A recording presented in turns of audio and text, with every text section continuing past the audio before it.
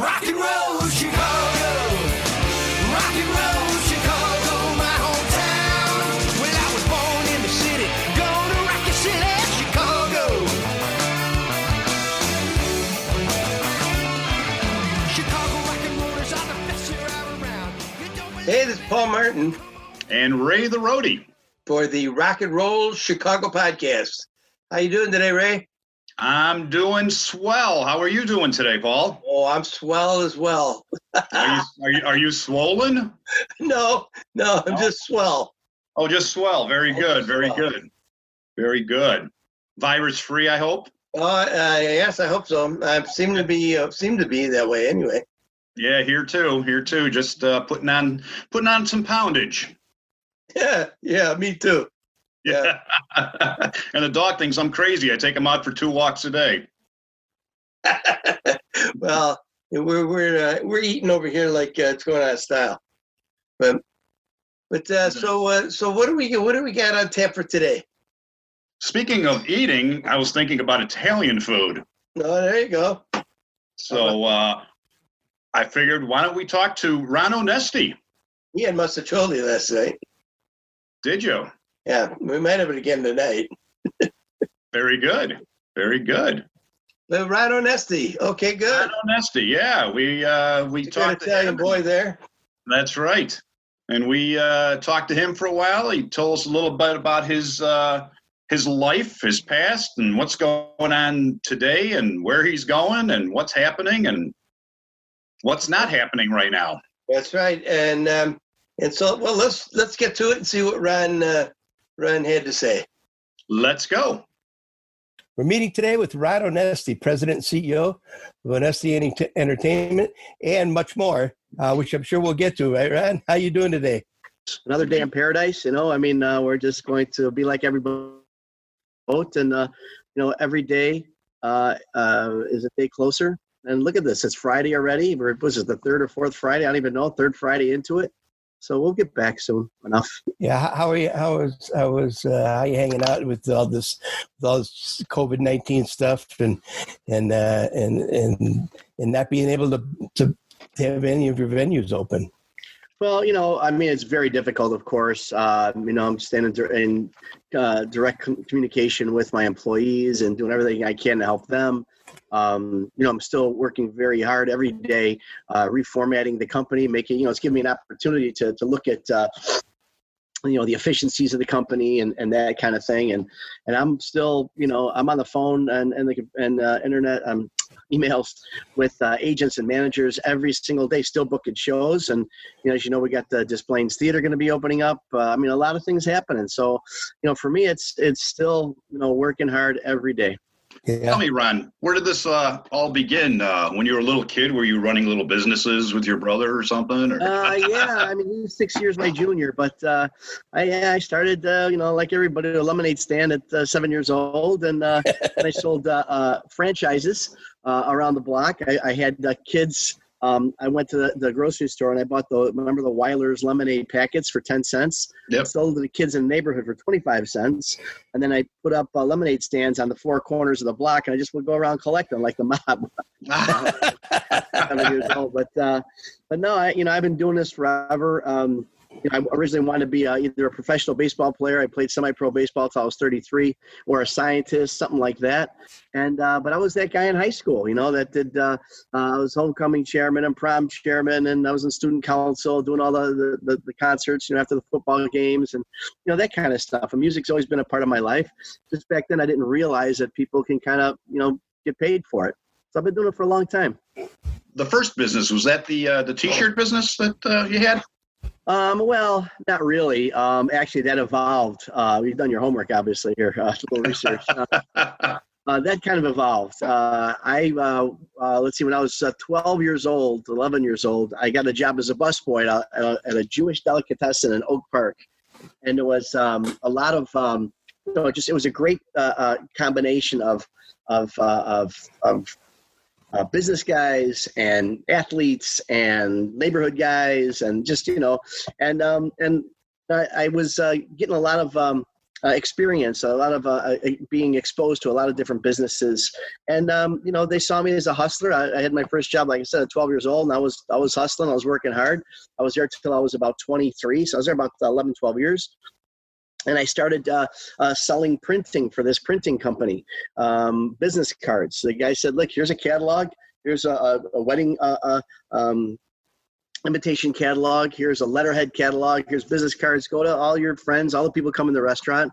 And I was selling printing. And then from that, I realized, well, if I bought a little printing press, I could cut out the middleman, do it myself. So I did that. And then the printing turned into people were asking for signs, so I would do some signs. And then a real estate guy said, could you make 50 signs? And that's silk screening. So silk screening, I said, sure, because I'm never a no guy. I'm like, yeah, I can do it. No problem. So the silk screening turned into a sign company doing all the silk screening. Then my friends, my buddies were like playing basketball, and they said, hey, you do silk screening, you do T-shirts. So I'm like, yeah, sure. So we did T-shirts. And again, playing baseball, I never had a place to really, between remember Herman Sporting Goods and Sport Mart at the time. But they didn't really have, really good baseball, softball uniforms, and 16-inch was really big in the 80s. It still is, but it was really, really big. And so we made a thing, created a thing called Softball City. And we made all the great uniforms for all the big celebrities. We did them for centerfolds, for Playboy. They would do the was it the top 10 collegiate whatever issue, and they'd have all the girls in these little football jerseys. We'd make those, and we were making them for all over the country. And it just evolved into businesses. And then I did a thing called the Softball Super Show, which was like a trade show. I'd get all Easton and Louisville Slugger and De Beer, who made the 16-inch softballs, and just all these people come at a banquet hall, and then I invite all the softball and baseball players, and they would buy the equipment and order the uniforms and meet the softball celebrities. And I was doing that for a while until I realized I really wasn't into sporting goods or making uniforms or silk screening or printing. It was the creativity of the events that I created around these businesses. So in 1996, I sold my business to Sport Mart, because we were doing all their uniforms anyway, and opened up I did public relations, advertising, still all going into events. And then finally, I just realized that it was the events itself, and specifically the entertainment part of the events that I liked. So that's when Onesti Entertainment was born, and we started doing festivals, and we started doing some things at racetracks, and it just evolved into all of this. Now, I understand that that little time of your life got you inducted into the 16-inch softball Hall of Fame. Yeah, as much as I would love to be in it for the longest home run or, Golden Glove Award, my brother and I actually were inducted inducted in the Hall of Fame. Again, it was more of because of that Softball Super Show, and because of really promoting and supporting and sponsoring so many softball events, we really fostered the 16-inch softball as a sport itself. And we produced all these different tournaments and special events, and we gave out prizes, like a scholarship kind of a thing. And we that's why we're inducted, because we came in at a time when softball was just kind of just there. And we took it to a level that it was the game in the 80s, man. Yeah, it was, definitely was. It still is pretty much. Yeah. So I know you're very proud of your Italian heritage. Yeah, man. And you're involved with a lot of organizations because of that. Am I correct? Well, as far as the Italian American thing goes, I'm brought up, I'm born on Taylor Street, so that was a big deal back then, and still is. And just the pride in our heritage, as everybody. I'm Italian American, proud of it, just like anybody else from any other ethnicity. And being from an Italian neighborhood, you start it kind of the organizations came to us. You know what I mean? You found out about them, and Columbus Day Parade was a big deal. I first got involved in the Italian American community with the festivals, ironically.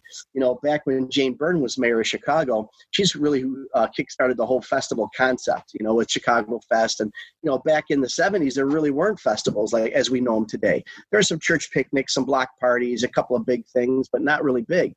And then Jane Burns started she did 6 neighborhood festivals, and they're all ethnic. She did, and then she did 2 of them was the Polish Fest at Hanson Park, one day right there. And I went to Weber High School, which is right there on Fullerton Central, off of Fullerton Central.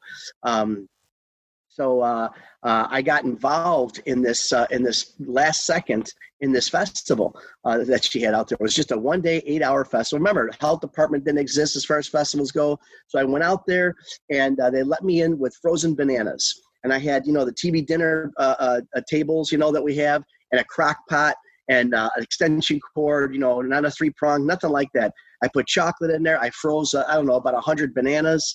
And I put on wax paper and RC Cola, boxes.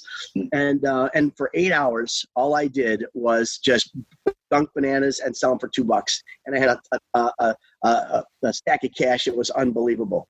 So I kept on getting involved with that and with the different festivals.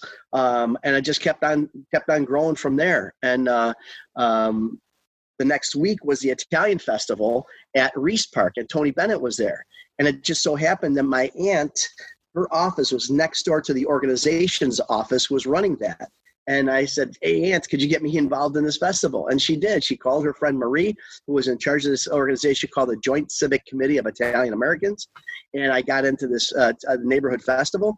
It was 8 hours, made, some great money for a 1-day thing when you're a 17, 18-year-old kid. And from that moment on, for the next 40 years, I've been involved in so many Italian-American organizations and the Italian festivals. We put those on now, one on Taylor Street, the one in Addison, the one in Chicago by Oakley and 24th. And I'm very, very proud of that. And you're involved with the Sports Hall of Fame as well, correct? Well, yeah, that's another big part of my life. Going back to the Italian thing, I was really, really honored, and it happened just before my mom had passed, so it was a big deal for me that, in Italy, there's a thing that is similar to in England. When you get knighted in England, there's a similar thing in Italy. It's called Cavaliere. And the president of Italy, along with the consul general of Chicago, they gave me this prestigious award. And I'm actually a cavaliere. It's like a sir, and which I don't talk about this very much because people are like, "What?" But it's the real deal. Oh, that's awesome! What I've done to promote my Italian heritage, so I'm pretty proud of that. That's very cool. Congratulations! Thank you. Now, Sports Hall of Fame, again, a big deal for me. The president and founder was like a second dad to me. He just passed away, a victim of an automobile accident a few months ago. It's very devastating. So now it's closed on Taylor Street. Everything's in storage. We're trying to figure out what to do with it. But that was something we took from 1977 as a boxing Hall of Fame to be a national organization honoring the top Italians and Italian Americans in the world. Actually, now it's an international thing. And we've had galas every year with Joe Montana and Dan Marino and Joe DiMaggio. And this last one, I spent a lot of time with Mario Andretti, who's actually a very good friend. It's just a big part of my life. Now, and the Veterans Museum, I understand, too, the Italian American Veterans Museum. Yeah, man, you guys really been up late doing your research. Well, yeah, I have if you've been to my shows at the Arcada Theatre, that, or anywhere really, I'm always, saluting our veterans. I'll come out on the stage before the show and I'll salute first responders and nurses and teachers. And war veterans are a real big deal to me because I was brought up in a World War II household. My dad was a World War II Army hero. And, just his teachings have always guided me in my life. And his teachings were always based around his time in Italy, in France, on the front lines. He was in the infantry. He was in the foxholes. And so Paul Basil and a few other people got this Italian War Veterans Museum going in Stone Park, and I got involved as much as I can. I still am. I'm on the board, and again, it's a great salute to those Italians or Americans of Italian descent that many of them gave their lives, but at least definitely gave of their soul to protect this country. Everywhere, all the way down to from the Civil War. There's families who brought in some memorabilia from their distant family members who were in Civil War, World War I, then of course World War II and beyond. So it's a great place to check out, man. It really, really is.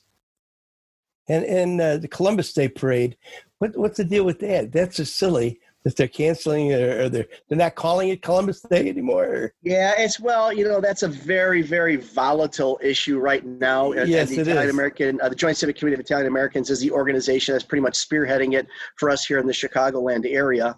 This is a national initiative too. The whole Indigenous Peoples Day instead of Columbus. Right. Columbus was a murderer. Columbus was this and that, and it's like anything else. It's Columbus himself. The people who want to judge what he did or what he accomplished or didn't accomplish, it's such an editorial of civilization at the time. The whole Native American thing we do respect very, very much. But, if you look at what Washington did, you look at what Thomas Jefferson did, you look what they did with slaves, you look at, it was a product of the civilization and society at the time. Exactly. And now people are stepping up. And again, people, I think, are just looking for causes these days. Columbus Day, it's, people are there are certain organizations that are trying to change Columbus Day. And Columbus Day has evolved much more than who or what Christopher Columbus was or did or accomplished. Columbus Day is the one day of the year where Italians and Spaniards and others, we celebrate our heritage. And for any organization to try to take that away from us, that's the bad thing. And yeah, we're fighting it. We're trying, and they're not right now. We haven't taken it away as a holiday. It's still a holiday. But what you've been hearing in the news lately is that the Chicago Public Schools removed it as a holiday, and they did that a very wrong process. They did that without voting, without getting the community involved, without their board of directors, which is kind of a weird thing. So that's what's happening now. Our organization is at the forefront. Our president, our human relations director, they're at the forefront fighting this thing tooth and nail. To me, it's a shame, but it is. It's not. It is terrible. I mean, you can get a different holiday for whatever you want. Why take over one that's already there? And Columbus Day stands for something very, very important to us Italian Americans, and to try to take that away from us is just it's mean, it's cruel, and unnecessary. I agree with you. So tell us a little bit about some of your media involvement. I know you write a column in the Daily Herald, and you had a show on WGN. I don't know if do you still have that show? I'm all about promoting music and our businesses, and over the past 40 years, I have amassed a certain amount of experiences and stories, and people love to hear the behind the scenes stories, and I got hundreds of them, and many of them are true. No, they're all true, but it's true. I mean, I do my morning walks every day now just to keep people engaged. Facebook post at 8:30, 9 o'clock. This morning was my experiences with the Beatles, meeting Ringo and Paul and Yoko and at the Rock and Roll Hall of Fame. That's a whole other story. But yeah, I mean, people just love to hear that stuff. So I've been doing for almost 2 years now a thing called Backstage with Ron Onesti every Friday in the Time Out section. And it's just me talking. I'm not a journalist whatsoever. I just write how I talk. There's definitely some punctuational challenges because I'm not a writer. But I just, again, that's every Friday, and people seem to like it. The Daily Herald says it's definitely at the top of the most read things in the paper and most weighted things in the paper. WGN, same thing. We're doing a podcast for a while, and it's still up there. If you Google my name and WGN, you'll see me interviewing, Leonard Skinner and Three Dog Night and just all that kind of stuff. I'm on the radio, on TV. I do a lot just because not for me personally. Nobody cares about me. It's all about the music, really, and people love it. So tell us, the Arcada Theatre, was that your first venue that you started with? Yeah, as far as a venue itself, brick and mortar, yeah, I would say that's the main one and the first big one there. I first got that. I was managing, I'm sure you guys heard of American English, the Beatles tribute. It's been around for so many years. I was managing them at the time. And we just, our podcast that's out this week is Rosie and the Rivets, who I know play, and Frank. I know Frank Canino played with American English. Well, Frank Canino, I think he's 38 years old now, or 36, something like that. I've known Mr. Canino since he's 4 years old. I told you I was in the printing business back then, remember? Well, Right. Frank Canino's mother and father, remember, this is before computers and all we had, this is back in the day. Right. So typesetting was done by another person, and they would give me the pieces of paper, all the typesetting, when we're doing the printing. His parents used to have a typesetting company. And printing company, did all kinds of things. So I was by his mom and his dad's still kicking, Frank Sr. I was there probably every day for many years. And no Frank kidding. was a little rugrat running around at 4, 5, 6, 8 years old. And now, again, he's 30-something, and he's doing such a great job. But yeah, I mean, I was managing the going back to the other story, I was managing American English, and they had played at the Arcada Theatre, which was just a $4 Bruin View, frankly, a disaster of a venue. I mean, holes in the walls, bad paint, lights hanging. I was just really, really terrible, ready to go down. But the one live, they did 1 or 2 live shows a year, and one of them was American English, and we'd sell it out. So the second year, I called. I was trying to get a hold of the people who had the theater. And they weren't responding. I'm like, hey, this is a good gig for us. I mean, people loved us playing over there. So I kept on trying. So I finally took a ride out there, and we were living at Harlem and Irving at the time. So St. Charles, a hop, skip, and a plane right away. I drove all the way out there, and there was a dumpster out there with wood sticking out there. I started to take it apart because what they were going to do is they were going to make that like an office building and put floors, 2 floors in where the big room is. So we started making offers. I said, just talking to the owners, and stupid offers. And before I knew it, I had the business. And then it was like, now what are you going to do? Because be careful what you wish for. Now you got it. And it was, Right. It was a lot of money, a lot of time, a lot of effort. But, here we are. This is our 15th anniversary. And we're going through a huge, huge renovation, a $3 million renovation. And you're not going to recognize this place by June. So, it's kind of happening at the right time, unfortunately and fortunately. Well, I know you've done a lot for the community there as well at St. Charles. I mean, helping to build up the entire downtown area. Yeah, you got to be. I mean, that place was built for the community. And I've always said, I've never said no to any not-for-profit who wanted to use it. We work it out. I'm very proud to be part of that St. Charles, Fox Valley community. It's a very proud community, a great community, a forward-thinking community.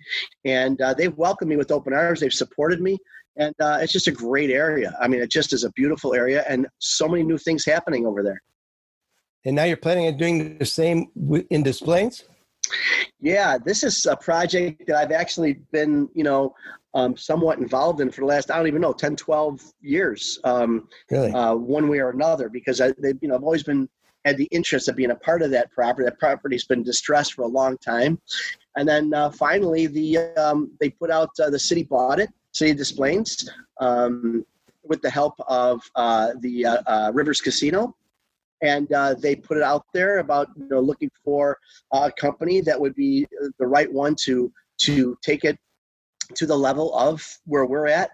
Not only the entertainment, but there's food opportunities there and beverage opportunities. So the city came to me, and we met several times. They put out an RFP to other companies as well. And I was awarded, and I consider this an award, the exclusive contract to run that theater and put my restaurants in there, my speakeasy in there, my bars in there. And I'm telling you, the city, that's another great, unbelievably supportive community. And what they're doing with their downtown is just unbelievable. You're not going to recognize that in the next couple of years. It's just so, they got a very young mayor there, and he's really forward thinking, a great city council, as in St. Charles. And they're just doing a lot of build up and thankfully, they're making, both St. Charles and Des Plaines are making the downtown theaters the kind of the focal point and the central of all this development. So, I'm excited to be able to do both of those properties. Both of our properties. We're looking to open that probably around October. Very nice. Now you also have the Club Arcada at the theater. So in 2016, make sure I'm doing this right. Yes, 2016 was the theater's 90th anniversary. And so I wanted to do something that would, was open in 1926. I want to do something a little bit about the Roaring '20s. And the whole thing started out as doing, because I got some memorabilia from when it first opened, first program, one of the original seats, one of the original speaker things. I mean, some, just a few things, some great photos. And I thought it started as a little corner of some room, as a little exhibit. And then from an exhibit, I said, if I put like a little bar there, we could do kind of like a little speakeasy feel, like just a little bar, a little 4-foot bar or something. So we found a room on the 3rd floor. So that, which is now the library. When you first walk in, is a library. That was just that little room. That was going to be the entire speakeasy feel. Again, it's going to be more of an exhibit in honor of the 90th anniversary of the theater. And then I walked around the city to see what they thought, if I could have people up there, because the place was, again, on the 3rd floor was a disaster. Things hanging, holes in the walls, all that kind of thing. And I saw there were all these little walls, like little rooms. Excuse me. So, and I walked around the city. I said, man, it'd be great if I could knock down these walls. We could maybe do something bigger. But I didn't think we could, because it's on the historic registry. So, you can't really touch buildings when it's like that. Right. They said, no, these walls were put up about 20, 30 years ago. You can knock them down. So 20 minutes later with a sledgehammer, I had this big open room. and then I opened up the drop ceiling, and I realized that it had really great high ceilings in there. So we pulled that down, and it just all happened. And if you come into the speakeasy, it's pretty amazing. I have to say, a lot of people, Howie Mandel, it's his favorite place on the planet. He went on video saying that. Billy Gibbons, ZZ Top, Paul Anka, all the big celebrities love that place. There's over 400 antiques, and each room has its own personality. We got a Louis Armstrong bar and a Prohibition lounge, and Charlie Chaplin's Little Tramp room, and our Fred and Ginger ballroom, and just some great, our Great Gatsby room. And I tell you, I didn't draw anything out. There's no architects involved, no designers, all that. Just, I looked at it and said, let's make that gold, and let's make that brass, let's make that copper, let's put this painting there. Just happened. Okay. I don't know how. People ask me how. I don't know how. I'm not a designer. I'm not an architect, but I had a vision. I had a feeling of what it was supposed to look like, and that's how it all happened. So, and because of that, people come from all over the world to see it. And we've got other speakeasies that we're opening up, and one of them is going to be Bourbon and Brass, which is a former place I had in Evanston. They sold that building. They're knocking it down. So we moved Bourbon and Brass. We're moving that over to Des Plaines. Okay. Oh, it's going to be at the Des Plaines Theater as well? Yeah, that's going to be at the Des Plaines Theater. We have another place in Highwood called Ron Onesti's Club 210 of Highwood. That's been around since 1946, a former bowling alley. All the lanes are just covered with 4x8 sheets of plywood. It's really interesting. And it's a music club and restaurant, a great bar. And it's a great place to go hear music, or a great place to dance. I've had that since, I think, August or September. And until this all happened, it was just the most happening place out in Highwood, Highland Park area. People were just loving it. And, that's where we're at. We have another thing we're probably going to ask about, World War II era, kind of a Western town, Wild West town out in Union, Illinois. That's been around they've had it now since it was open. They've had it 45 years, the same family, the Donnelly family, and they approached me last year to help take that to the next level. It's an amusement park, family-style amusement park, and it's a great little place. And they opened up a restaurant there called Bebopalula's Rockabilly Cafe, and it's based on Elvis and Johnny Cash and Patsy Cline, and cowboy steaks and burgers, and it's just a cool thing right out there by Marengo, Woodstock. So we're busy. That's very good. I'm looking forward to 210. Hopefully, it's just a great place. Yeah. Really great place. Hopefully, we get a date change back there. So man. I got to ask you about some. Now you have some restaurants, I understand. Or I know you love to cook. Yeah, I do. Well, those are my restaurants right now. My restaurants are Club Arcada, Speakeasies are one of my restaurants. Club 210 is a restaurant. Bebopalula's Rockabilly Cafe, that's a restaurant. Then we've got food service operations in the amusement park.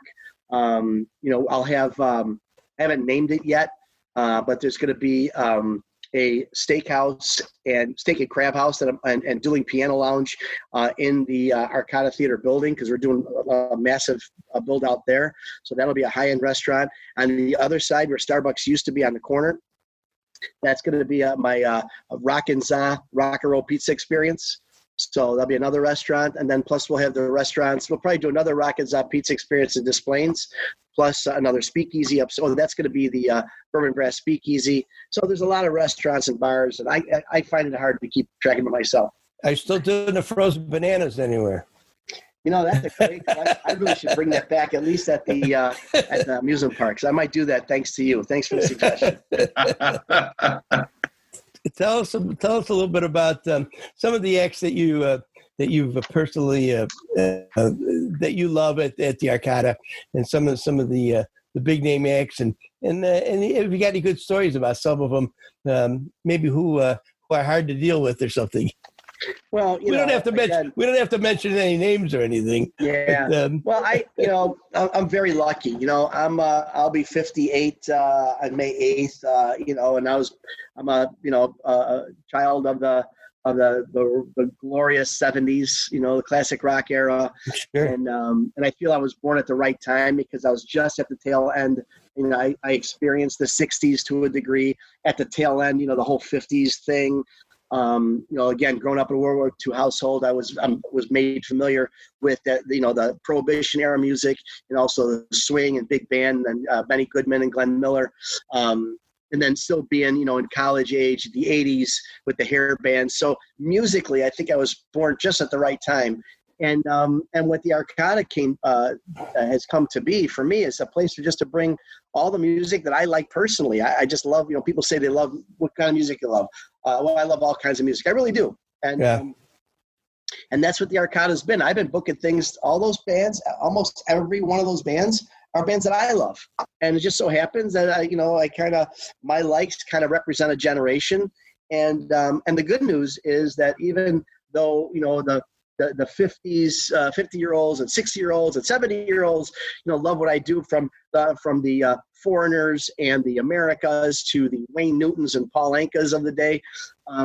But 12-year-olds love The Who, and 15-year-olds love Zeppelin, and so it's multi-generational generational music that we do. And plus, I'm a big fan. I'm just a super fan myself. I'm a fan of legends and icons. We've had, I've done interviews. I do my own interviews on stage, and it's on some great ones. I just, not too long ago, we did Priscilla Presley, which was just incredible. 2 hours with her on stage. Barbara Eden from I Dream of Jeannie. We did Burton Cummings and Randy Bachman. Just so many on, Michael Bolton, Ricky G, just great interviews, and Buddy Guy. And so I love the icons. Shirley MacLaine, we did. I did Mickey Rooney's 89th birthday at the theater. I did Patty Page's 90th birthday. Just so many, once again, these legends and icons that I just, people that I grew up, I'm just a fan of, So that's, those are the things that I love to do. I get asked about so many stories. The one today that I did on my walk this morning was about meeting the Beatles. People are like, what? This is my experience with the Beatles. So basically what happened was I was doing a corporate event. I do a certain number of corporate events around the country as well that want, some of these bands.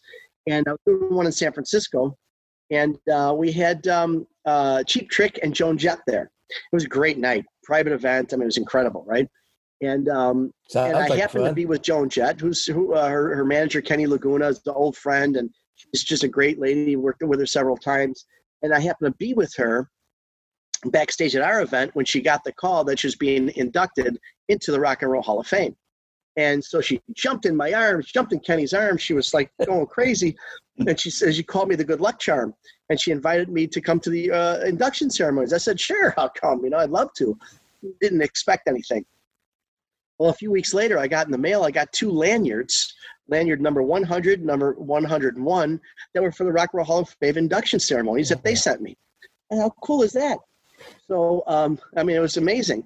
So I went out there. My brother came with me because he brought his video camera. He's our, technical production guy. So he was out there doing. I said, I want to record every bit of this. It's going to be great. I never got any tickets to the event, though, so I was a little worried and didn't realize until I actually landed in Cleveland. This was the 30th anniversary of the Rock and Roll Hall of Fame, and only the third time that they actually had the induction ceremonies in Cleveland, where it's located, because of the anniversary. So we got into Cleveland, walked around, got there early. I was in this platinum jacket and a T-shirt, so I could try to look cool, and like a rock and roller. And I got there, as I said, early, and I didn't know where to go, and I kept on going to guys with the earplugs in and the lanyards themselves, and they kept pointing me forward. So I kept on going from here to there, didn't know where to go, and they finally pointed me to the red carpet. I walked onto the red carpet, like, okay, I was waiting to get wrestled to the ground, a full body cavity search, but it didn't happen. All these cameras, all these flashes were happening, and I happened to see a truck, like a van or a bus that had Fall Out Boy on there, their logo. And it turns out Fall Out Boy was there because Green Day was being inducted that night as well, and Fall Out Boy was inducting them. So people were like taking pictures. They said, "Can we take a picture with you?" I'm like, "Sure." And and I'm like, "Did you ever hear the Arcada Theatre?" And they said, "What?" I said, "Don't worry about it." They didn't know who I was. They just thought I'm walking. I must be somebody. So finally, somebody said, "Who are you?" I'm like, "Did you ever hear of Fall Out Boy?" They said, "Yeah." And I just kept walking. I didn't say I was with them. I just asked if they heard of me. I assumed I was with Fall Out Boys, all these flashes and stuff. And to this day, there's pictures of me in all these scrapbooks, and people are like, "Who's that?" And I've probably been made up different identities to 400 people. But, I finally get in. And I go to the registration table, and I said, "I don't have a ticket. Can you tell me where to go?" And she looked at my lanyard, and she looked up my numbers, and she took a piece of paper and just ripped the corner off. I mean, literally, just a little corner, and wrote the number 4 on there. She said, "Here, just use that." I'm like, "You're kidding, right?" No, just use that. So I walked in. The security level 1, security level 2 kept on showing my lanyard and this piece of paper. They said, "Okay, come on in." So I look around, I see that it's a 10,000-seat venue, the original venue that the Beatles played at in Cleveland in 1964 when they did the first tour. And it turns out that Ringo Starr was going to be inducted that night too. That's why they had it there, and where the Beatles were. It was really magical. So again, I'm looking at all these seats in the balcony. I'm like, we must be, way in the second. It must be in the front row, like Bob Uecker would say. I'd say we must be in the last row because we're nobody, all these celebrities. But they kept on saying, "Go forward, come forward." Well, it turns out that number 4 was they put me at Joan Jett's table, and table number 4 was up against the stage, right in the front. Like, holy cow! So as I said before, we got there early that day. And the first guy I saw was little Steven Van Zandt, from the E Street Band, Bruce Springsteen, and Silvio from Sopranos. Sure. And we know each other because we're on the board of directors of an organization called Little Kids Rock. It's a national organization that provides musical instruments to underprivileged inner city schools. And we have these fundraisers and concerts and raise money, and we'll drop off, 10 drum kits to one school and 20 guitars to another school, inner city schools. It's a cool organization. He's a part of a few other guys. And what are you doing here? What are you doing here? It was great. So we took some pictures. Then I walked over to another table, and there was a guy in a wheelchair, and it was Jerry Lee Lewis, the Killer, which is a legend, which I never worked with. I'm still trying to get him to a Q&A or something. I mean, I've done things with Little Richard, Chuck Berry, so many people from that era, but never did anything with the Killer. And then I saw Alice Cooper, and I did a bunch of shows with Alice, and his daughter was actually part of the show. She was there, and just a lot of people we just connected with. Again, it's really cool. And I was standing by the stage because they started this whole thing. And this whole Rock and Roll Hall of Fame induction ceremony thing, it's usually 2.5, 3 hours, whatever it is, but it's actually like a 5 to 6 hour thing because they have the people, sing a song, and then let's sing it again, different camera angles, or something messes up, or, it's a long thing when it's a TV production. So I was standing by the stairs because our table was right up by the stage, and a guy bumps into me. And it was Bill Withers, who just passed away, who was getting inducted that night as well. And he was walking, holding the arm of Stevie Wonder. Stevie Wonder bumps into me, and he says, "Excuse me, man, I didn't see you." Kind of funny. So that was a story in and of itself. Yeah. So he went up there, and they did Lean On Me rehearsal, and Ain't No Sunshine. It was very, very cool. Again, I'm standing by the end of the stage there, and a guy another guy bumps right into me, like with an elbow, like almost knocks me down. And it was Dave Grohl from the Foo Fighters. And he helped pick me up, knock me down. And he, oh my God, I'm so sorry. Oh, what can I do for you? I said, I want a picture. Oh, absolutely. We wound up talking about 10 minutes. Just a great guy he was. Yeah. Had a great picture with Dave Grohl just by the men's room. And so then the party starts, and I sit down. I go to my table, at least what I thought was a table. I sitting at the wrong table. Went to the table next to us because I was sitting there by myself. My brother was there, and this entourage walks in. It's Ringo Starr and two ladies. And I'm like, holy cow. And he sits down at my table. I'm like, holy cow. I couldn't believe it. And the lady introduces herself to me. I forgot her name. And then Ringo says, hi, I'm Ringo. I said, hi. No kidding. And then he says, this is my lovely wife of 35 years, Barbara Bach. Remember her? Mm-hmm. And then she reintroduced me to that lady who first said hi. And that's the other lady was her sister. And she asked me, would you mind moving over one seat? Because my husband's going to join us a little bit. I'm like, well, whatever you want. Oh, my God, whatever you want, right? Sure. So I move over. I didn't realize that Ringo Starr's brother-in-law, Barbara Bach's sister's husband, Joe Walsh of the Eagles. So he's sitting next to me. Yeah, so he's like, hey, man, how you doing? I'm like, freaking great. But then other people came to the table, and I was sitting at the wrong table, so that was embarrassing. So I moved over to the next table. I sit down. I put my chair out, and then a lady or another chair backs up into my chair. And I turn around. It's this lady in a top hat. Well, it's Yoko Ono. I'm like, holy cow, this can't be happening. And I said, oh, my gosh, hi, Yoko. She says, hello. She just said very proper. And I said, this was in September, I think. In October was going to be, I think, John's 70th birthday. October 9th, I think, something like that. And I told her, I said, you know what? I own a theater in a little part of Chicago, and we're actually doing, which was true, we're doing a big salute to John Lennon on his 70th, I think, or 75th, whatever it was, birthday. And she goes, oh, that's so nice, and she just kept on shaking her head saying, it's such a shame, such a shame. And then she goes, excuse me, would you mind escorting me to the ladies' room? I'm like, heck yeah. But then she was with this lady. And she looked at me and winked. She goes, no, I got it. I'm like, oh, come on, let me take you to the bathroom. Go to the ladies' room. I'm like, all right. So anyway, she left to go to the ladies' room. I'm like, this can't be happening, right? So the event's happening, and Bill Withers, and also another table, 2 tables down, was they're inducting Stevie Ray Vaughan posthumously, but his whole band was there. And Jimmy Vaughan is a good friend of ours. He's been at the Arcada a number of times, great guy. And I got to meet Stevie Ray Vaughan's band. Just what a night, just an incredible night. Yeah. And so after a while, it was just happening, and people started standing. And by the time Green Day got inducted, when Fall Out Boy introduced Green Day, everybody was standing up by the stage. It was that fun, everybody dancing kind of thing. It was just before the finale, so everybody was ready for that. And so Green Day's, they're doing a number, and a guy just next to me looks at me. He goes, "Oh, I just love these chaps." I look at this guy. It's freaking Sir Paul McCartney standing right with me, because Ringo's getting inducted. That's why Yoko's there. That's why Paul's there. Sure. And we're just chatting back and forth. It was just great talking about music. These guys, about how Green Day, it's amazing. It seemed like they just came onto the into the public. And the fact Green Day's been around, you got to be inducted. You got to be around. It's got to be at least 25 years from your first recording. So how could Green Day be this old? But, Joey Armstrong, who got to be a friend, we hung with him.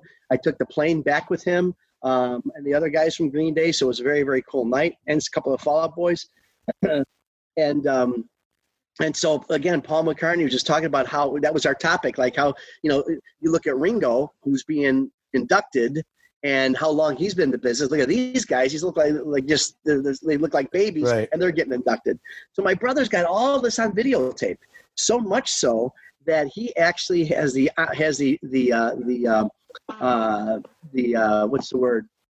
privilege of being spanked, being yelled at by Paul McCartney, because he just had, he had the camera on me and Paul the whole time, and behind him was the stage, and Paul was like yelling at him, mouthing him, stop videotaping, quit videotaping me, and he got yelled at.